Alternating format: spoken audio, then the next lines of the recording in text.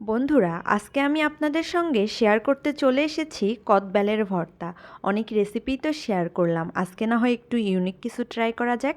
আসসালামু আলাইকুম, আশা করি আপনারা সকলে অনেক ভালো আছেন। বাজার করতে যেয়ে কদবেলের দেখা পেলাম, দেখার পর খুব লোভ লাগলো খাওয়ার, অনেক দিন খাওয়া হয় না।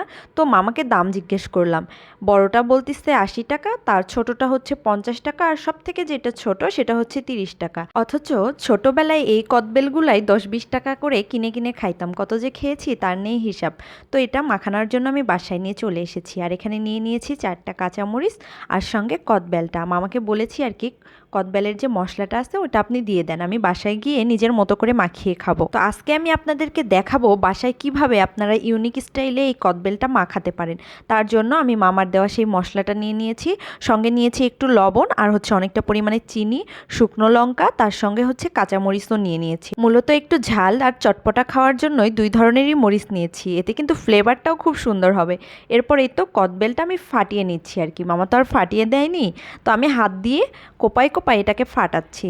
ফাটার পর দেখেন ভিতরটা কত সুন্দর কালার, মামা কিন্তু ভিতরটা সুন্দর করে দিয়েছেন আর কি মেখে, অন্য কিছু দেয়নি, শুধু ঘুটাই ঘুটাই দিয়েছে, উঠে এসেছে কত সুন্দর করে।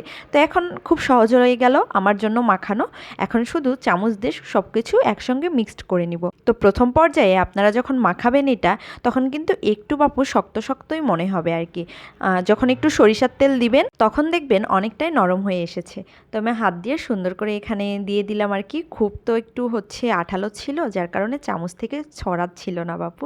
এরপর এই তো কাঁচামরিচ, শুকনা মরিচ, তারপর তাদের দেওয়া মশলা, তারপর লবণ, চিনি সব একসঙ্গে মিশিয়ে আমি সুন্দর করে মাখাচ্ছি। এর মধ্যে কিন্তু একটু ধনিয়া পাতা কুচি দিলে আরও জমে ক্ষীর হয়ে যেত, কিন্তু এই মুহূর্তে আমার কাছে কোনো ধনিয়া পাতা ছিল না, কিনবো যে এটাও ভুলে গিয়েছিলাম।